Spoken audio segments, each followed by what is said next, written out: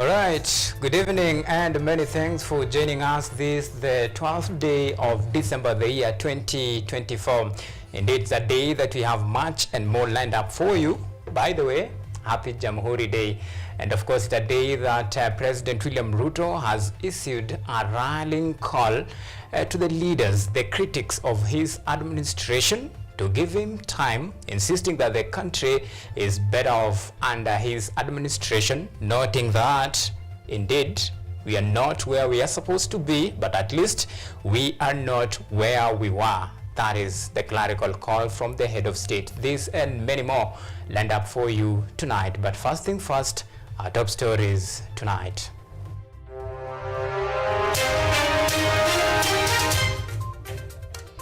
Tonight, Kenya at 60. Kenyans flock Uhuru Gardens to celebrate 60 years of self-governance. From education and agriculture to health, Ruto defends his track record, insisting Kenya is better off under his administration. Also tonight, focus on facts. Ruto fire at government critics for misleading Kenyans with false information. Plus, through to the second round. Junior starlets through to the second round of World Cup qualifiers.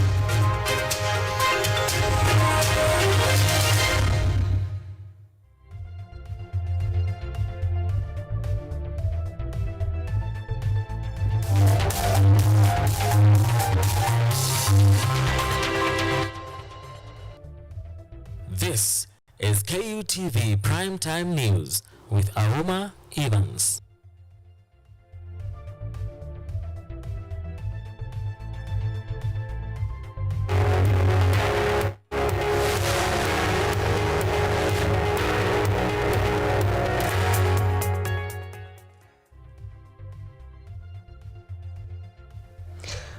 Alright, tonight I'm in full backup of Samuel Kelo as our sign language interpreter. Remember, you can talk to us on all of our social media platforms. We are coming to you live on KUTV News, that is on YouTube.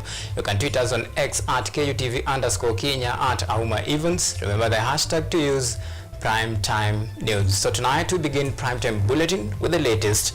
President William Ruto today led Kenyans in marking 60 years of Jamhuri Day celebrations since Kenya became a republic in December 1964 at Uhuru Gardens in Nairobi. In his speech, Ruto defended his Kenya Kwanza scorecard, stating that the significant progress has been made in sectors such as health, education, technology, and affordable housing. Theo Masharia is on that beat tonight.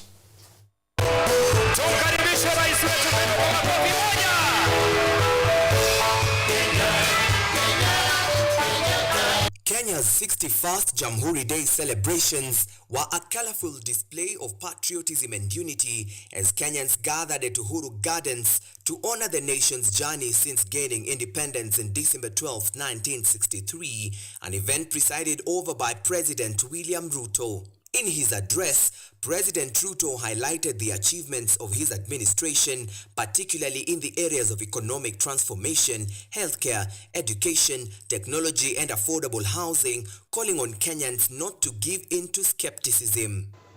Jamhuri Day is also a moment for Kenyans to expose the fake news aimed at discrediting our ambition, sabotaging our hope, and seeking to dampen our resolve. I have no doubt that the national economic transformation agenda will succeed and deliver for the people of Kenya. Ruto particularly drummed up support for the Taifa Care and affordable housing projects, announcing that 5.6 million Kenyans had already transitioned from NHIF to SHA and that 1,300 affordable housing units were already complete, with 4,888 units ready for sale under the Boma Yangu scheme. When we say that the cost of basic commodities has come down, it is a fact. When we say that inflation has come down, it is a fact. When we say that our farmers are producing more and better, it is a fact. When we say that Kenyans who have registered for Taifa Care are receiving better services than before, it is a fact. We encourage everyone, including our critics, to engage on the basis of facts and the truth. If some of us persist in the culture of reckless negativity, for how long will cynics mobilize Kenyans to deny facts that they can feel, that they can touch, and they can see?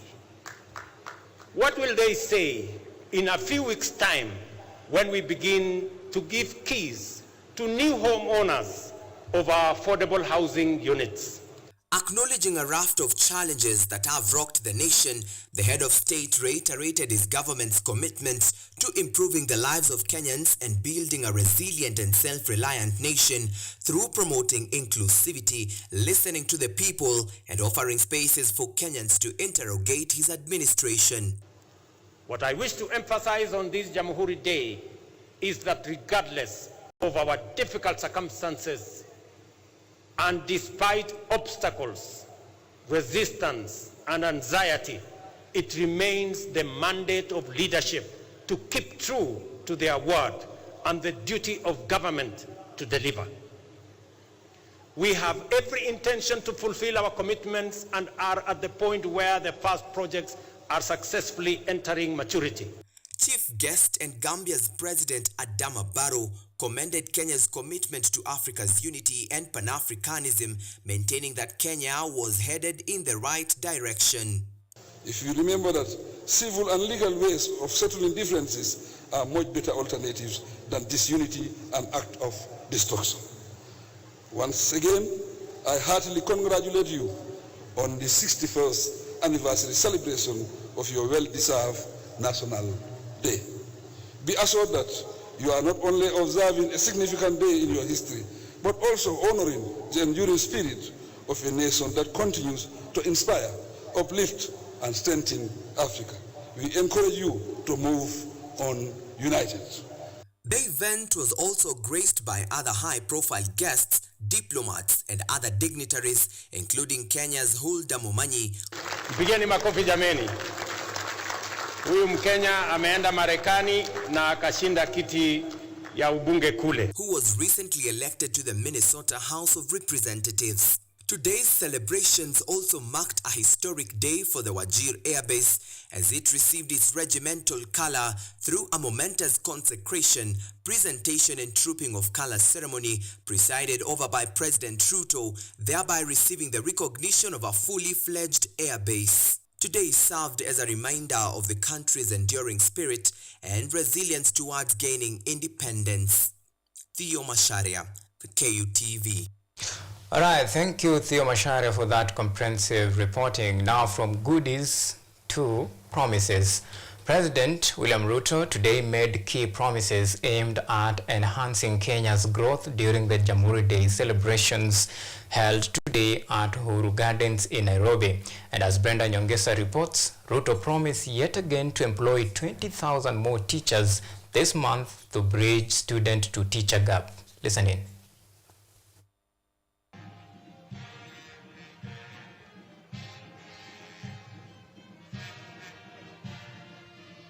Speaking during Jamhuri Day celebrations, President William Ruto highlighted key interventions to address financial inclusion challenges. A new bridge loan product has been introduced to help Kenyans with good credit scores transition from personal loans to enhanced facilities. This will provide larger loan amounts with extended repayment periods, enabling citizens to pursue big opportunities and attract better investments. Our ongoing conversation with borrowers focuses on concerns related to short-term duration, modest loan amounts, and the time required to increase borrowing limits.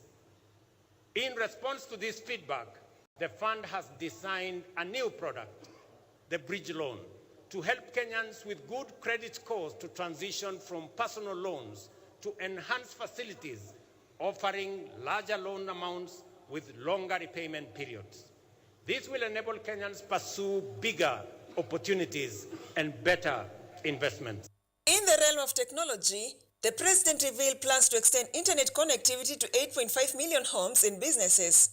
This initiative aims to eliminate the digital divide in homes, schools, villages and counties, fostering inclusivity across the nation. We intend to use this infrastructure to extend internet connectivity to 8.5 million homes and businesses and eliminate the digital divide, which undermines technological inclusivity in homes, schools, villages and counties. In a bid to curb teacher shortage, the president has pledged to recruit 20,000 teachers this December. Additionally, Kenya has finalized bilateral labor agreements with 7 countries, with more agreements underway. These efforts are projected to connect up to 2 million Kenyans with job opportunities abroad. This December, we are hiring an additional 20,000 teachers. So far, we have completed bilateral labor frameworks with 7 countries, while agreements with 2 more countries are awaiting signature. Additionally, agreements with 13 other countries are at various stages of negotiations, and we project to connect up to 2 million Kenyans with jobs abroad once this exercise is completed. What remains to be seen is whether President William Ruto pledged to Kenyans will see the light of the day. Brenda Nyongesa, KUTV. Thank you, Brenda. Now, President William Ruto has called out critics of his government for disinformation as he defended the progress of the Affordable Housing Initiative, among other programs under his regime. Speaking during the Jamhuri Day celebrations in Nairobi, the head of state further defended the broad-based design of government and his efforts to consult with other leaders across the divide. Our senior political affairs reporter Emmanuel Kutosi dissects Ruto's speech at Jamhuri Day celebrations with a political angle.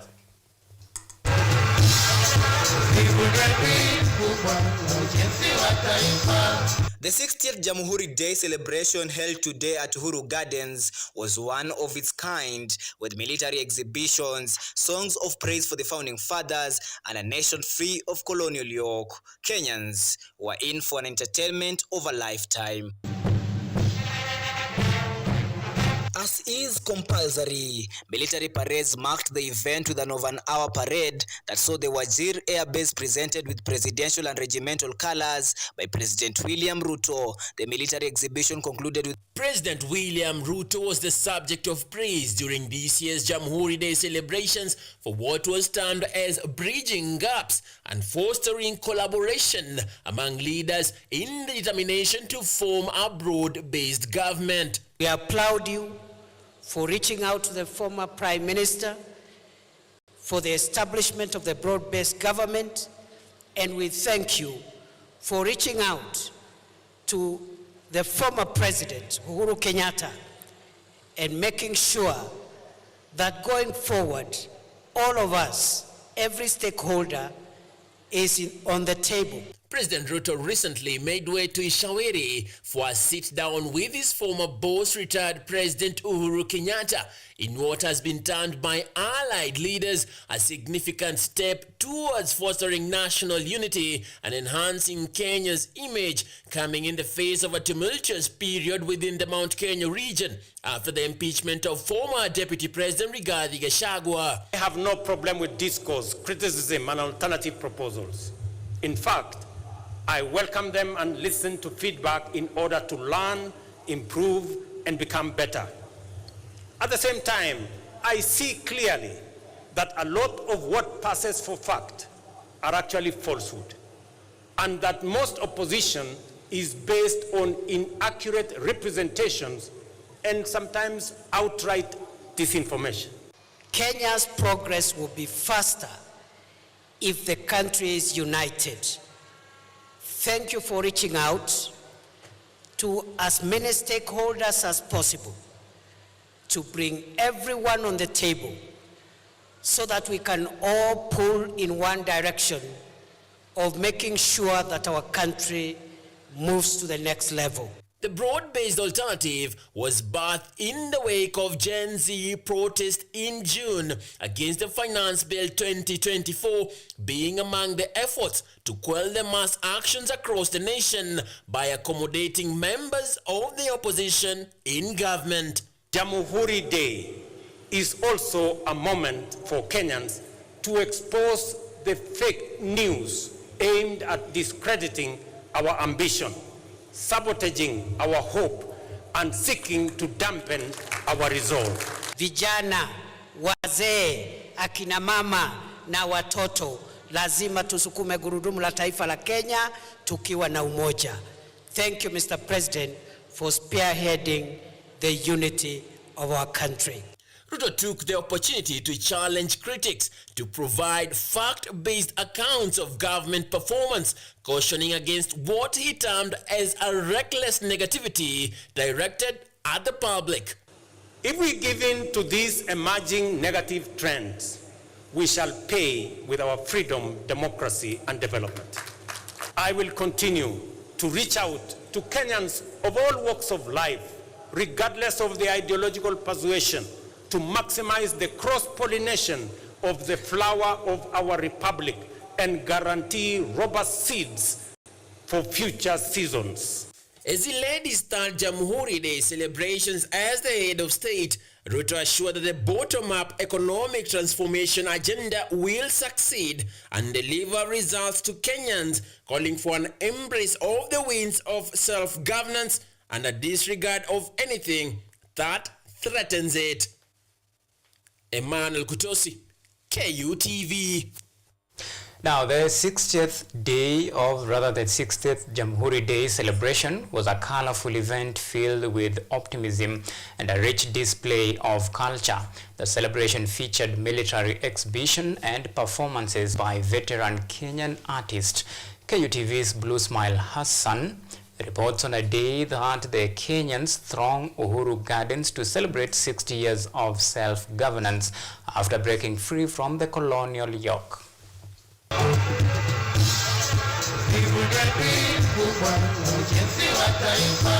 The 60th Jamhuri Day celebration held today at Uhuru Gardens was one of its kind, with military exhibitions, songs of praise for the founding fathers, and a nation free of colonial yoke. Kenyans were in for an entertainment of a lifetime.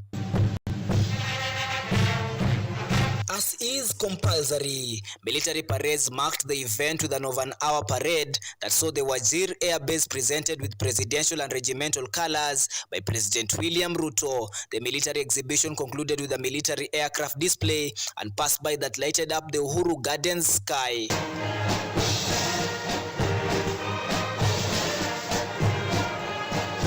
In the entertainment, unlike previous national celebrations where artists traditionally compose special songs for the national event, today's celebration took a different turn by celebrating the Jamhuri festivals with throwback tracks commonly known as TBT, synonymous on most Thursdays, perhaps because the celebrations were held on a Thursday.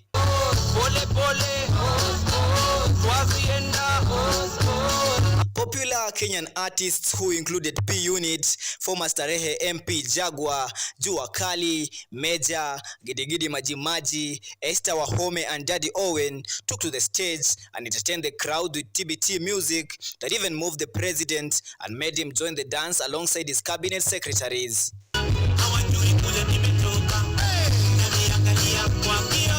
As the memories of the Jamhuri Day exhibition and performance stick with Kenyans, they have been urged to love the country and be patriotic, as was the theme of the Jamhuri Day performance. Blue Smile Hassan, KUTV.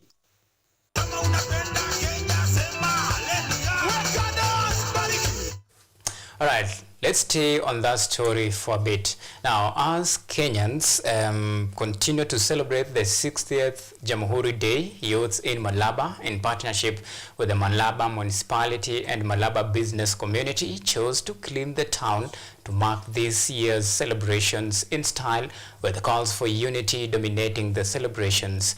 This and more in our subsequent county wrap with our very own Hussein Rukia.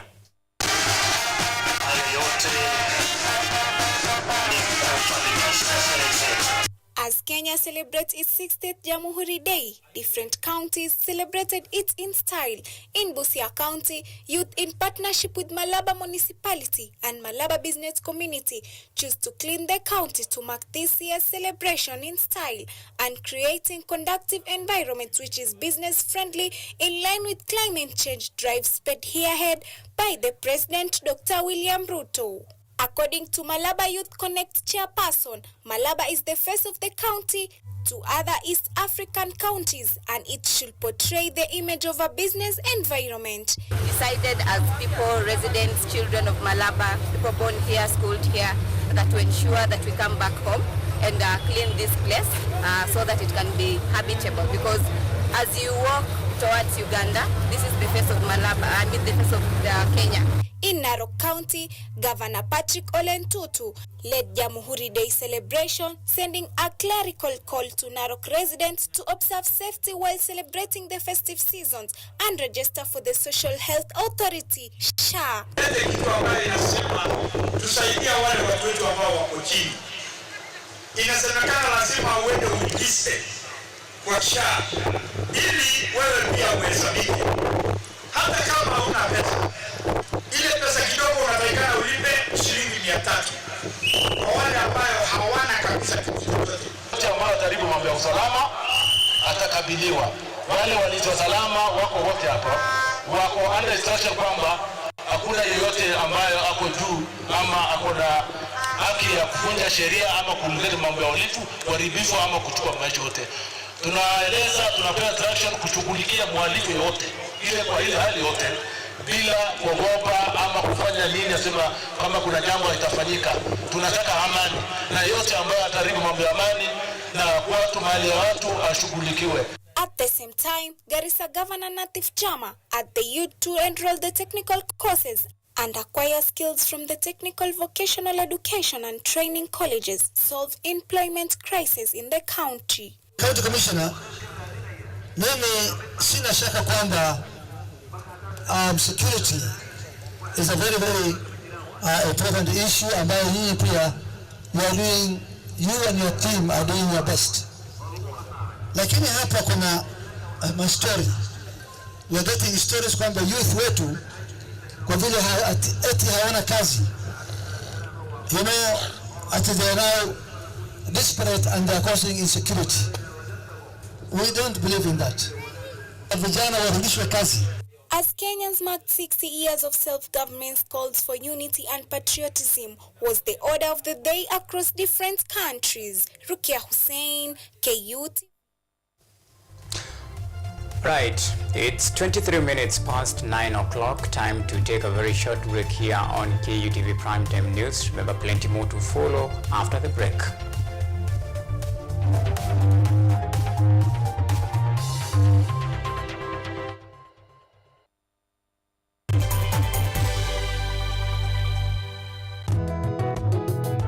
Katika maisha yetu ya leo, wakulima na jamii nyingi kwa ujumla wanakumbatia teknolojia mbalimbali na kilimo hai ili kuondoa magonjwa sugu na kuongeza usalama na utoshelevu wa chakula.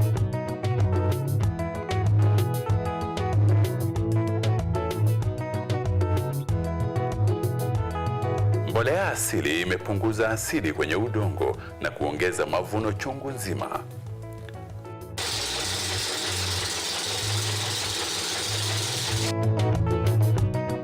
Wajua tuko shambani, na humu shambani pia kuna ng'ombe, kuna kuku, na wanaacha uchafu wao. Na huo uchafu si wa kutupwa, ni wa kutumika katika kilimo kama mbolea.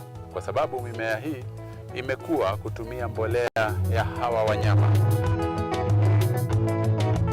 Wakulima mbalimbali wamekumbatia teknolojia ili kuokoa gharama ya ukulima na kutumia nafasi zilizopo katika mashamba yao.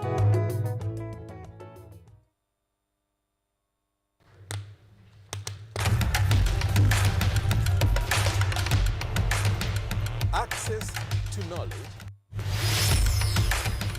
solution to unanswered questions.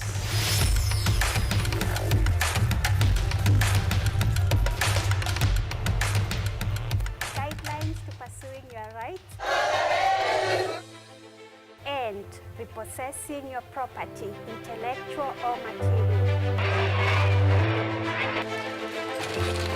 This and more, only on Law Matters.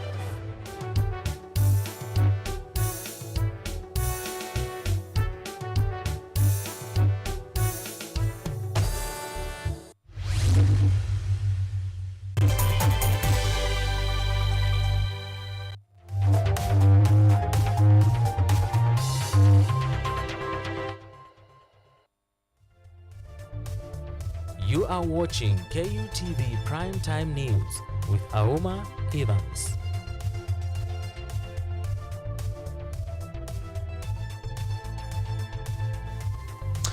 Alright, welcome back and thank you for keeping it KUTV Primetime News. Remember, you can still talk to us on all of our social media platforms. We are coming to you live on YouTube at KUTV News Live. You can tweet us on X at KUTV_Kenya at Auma Evans. The hashtag to use, Primetime News. So let's move on. President William Ruto has awarded various Kenyans for their exceptional service in various roles and responsibilities.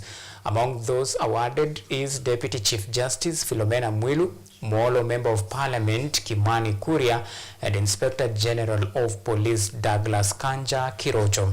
All were conferred for their contribution to elevate Kenya globally at State House, Nairobi.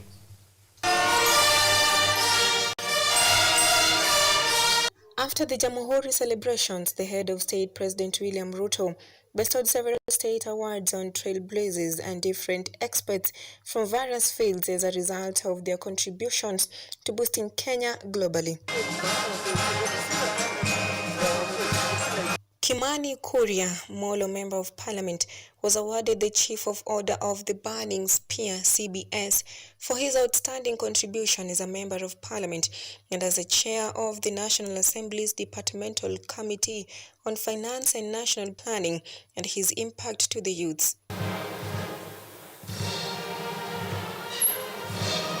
Inspector General of Police Douglas Kanja was feted with the Moran Elder of Golden Heart (AMGH) for spearheading and commanding various security operations since joining the police service and leading the Kenya Police Command during the Dusit D2 attack. Deputy Chief Justice Philomena Mwilu was also awarded for her steadfast commitment to rule of law and her extended support to the needy and vulnerable.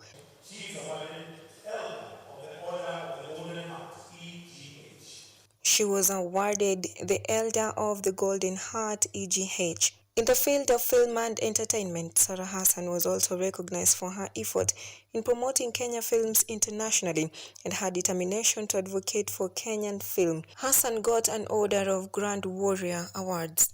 These medals and awards are presented by President Ruto as a way of acknowledging exceptional service to the nation across various sectors. Watching Cynthia, KUTV. Now let's talk motor science, shall we? Scientists in Kenya says they are studying a mealworm native to Africa that can consume and biodegrade plastics. Experts report the mealworm produces enzyme that actually can break down plastic waste.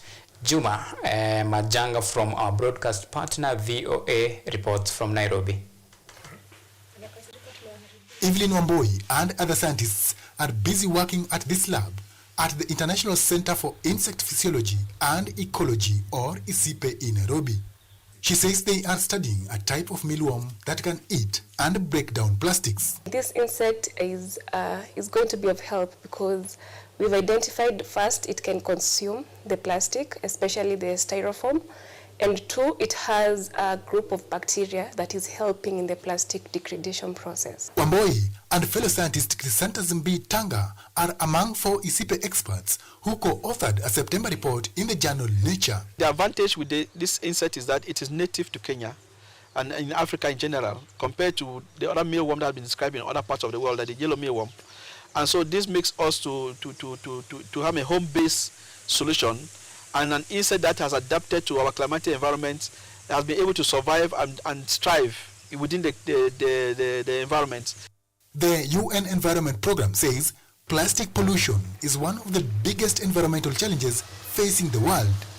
There are more than 400 million tons of plastic produced annually, but less than 10% get recycled.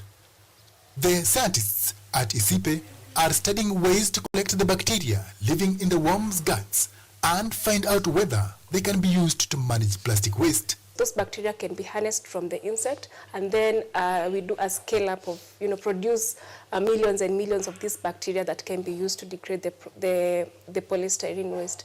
But some environmental activists aren't convinced the findings will solve the plastic waste problem. We've only found insects that only degrade a certain type of plastics, polystyrene, PET, and we have a lot of forms of plastics. So what of the other forms of plastics?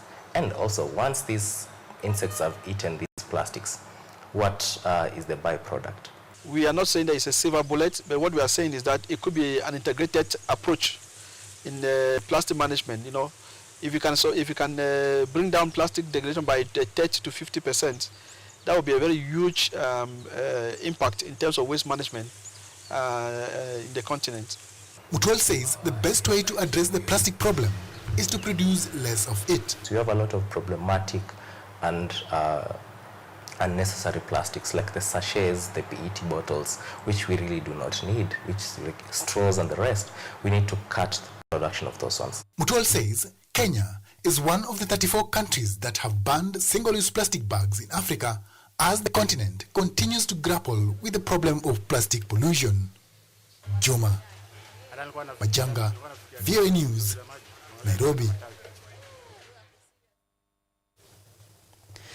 And now more than 20 nations took part in joint military exercise in Kenya this month. The maneuver aimed to build readiness and cooperation to counter terrorist groups in East Africa. VOA Bureau Chief Mariama Diallo attended one of the training sessions and has this story.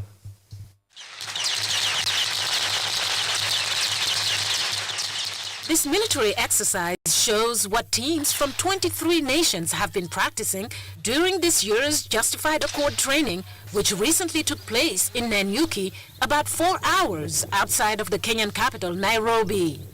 Justified Accord is the U.S. Africa Command's largest exercise in East Africa. By coming here together, we've got a unique capability to build skills, build readiness, the capacity and capability of our teams, not only internationally, but unique to the region in order to combat violent extremism and those elements within our region that want to destabilize our communities and our governments. In 2013, Kenya suffered one of its worst terror attacks when Somalia-based terrorist group Al-Shabaab bombed Nairobi's Westgate shopping mall and killed nearly 70 people. The exercise Justified Accord between Kenya Defense Forces and U.S. military has been a very good opportunity to build cooperation and relationship, and which will ultimately give us an opportunity to deal with a common threat, which is a security threat in this region of our Horn of Africa. This was the first participation for Somali Danab Special Forces Platoon Commander Abdirahim Mohammed. The Danab Brigade is a U.S.-trained elite unit of the Somali Army that has been countering Al-Shabaab's attacks. The biggest thing we benefit in this Justified Accord is interaction between different countries. We meet the Rwandan, we meet the Tanzanian. The good example was now we are doing today is our demonstration. So I'm the platoon leader. So my platoon consists of the 10 Somalis, 10 Tanzania, and 10 Kenyan. Armed forces from many countries participated, including the United Kingdom, the Netherlands, Rwanda, Somalia, Tanzania, and Djibouti. In this photo, members of the Djiboutian Bataillon d'Intervention Rapide received feedback from U.S. Army Captain Alex Roos, an instructor with the 2nd Security Force Assistance Brigade. We really got to meet these different partners and learn from them. For example, we had soldiers from the Kenyan Defense Force and soldiers from Somalia. They were just a wealth of knowledge. These guys are in conducting operations currently. What took a year to plan didn't come without challenges, as one member of the Massachusetts National Guard, Lieutenant Colonel Michael McNamara, explains. The challenges were always there, you know, getting 130 people on commercial aircrafts, moving vehicles, you know, requesting ammunition, moving MREs, water, everything that you see down at Camp Kafaru. Those are some of the challenges that we faced. He and others told VOA that although being on the ground presents its own set of challenges, it's been easier as they've been able to share tactics and quickly learn from each other. Mariama Diallo, VOA News, Nanyuki, Kenya.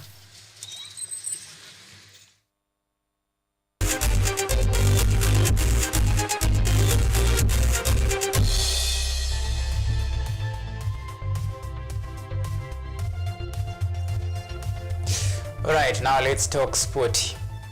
National Under-17 women football team, the Junior Starlets, has advanced directly to the second round of the 2025 FIFA Under-17s Women World Cup. This is after it was granted a bye following a draw conducted by the Confederation of African Football, or if you prefer the acronym CAF, today in Cairo, Egypt. The Mildred Cheche-led charge will face the winners of Namibia's and Uganda's first round clash. The Junior Starlets, who recently made history by becoming the first Kenyan team to feature at the FIFA World Cup tournament, was nominated in the CAF Awards for the National Team of the Year award.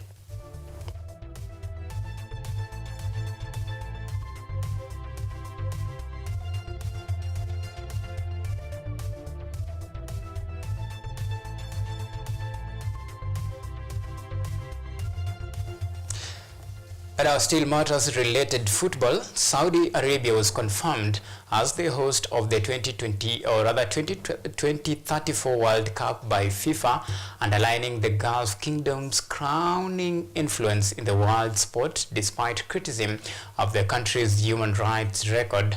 At the same time, virtual Congress of the World Football Governing Body confirmed that Morocco, Spain and Portugal will be joint hosts of the 2030 World Cup, which will also see 3 games played in South America. Morocco, after failing in 5 previous bids, becomes the second African nation to host the competition after South Africa in 2010.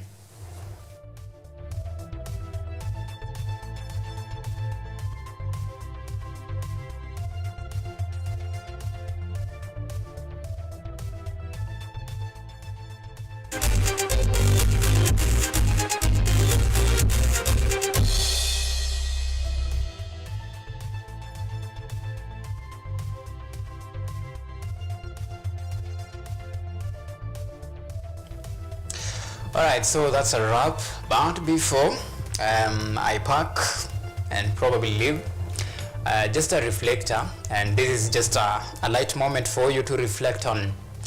Now, 60 years down the line, when you look back from the time of independence until right now, what has changed and what has remained the same, even as you reflect on this very historical moment in the country's history? Remember, the fabric, the foundation, the things that hold us together as Kenyans. Do we really have something to look back and celebrate and smile about? Now, that's a food of thought for you to reflect and think about that. But for the time being, let me wish you a very good night. Do have a lovely night. Remember, my sign language interpreter tonight has been Samuel Kelo. My good name is Auma Evans. Until next time, do have a lovely night and God bless Kenya.